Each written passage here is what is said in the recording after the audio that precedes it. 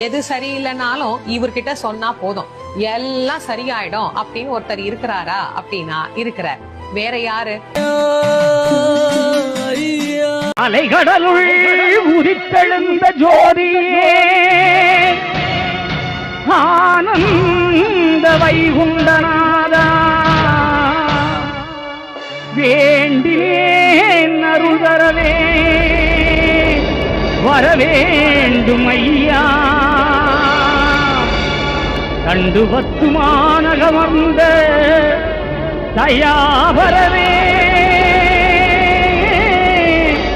உனை கும்பிட்டு அழைக்கிறேன் அருள் தருவாய்.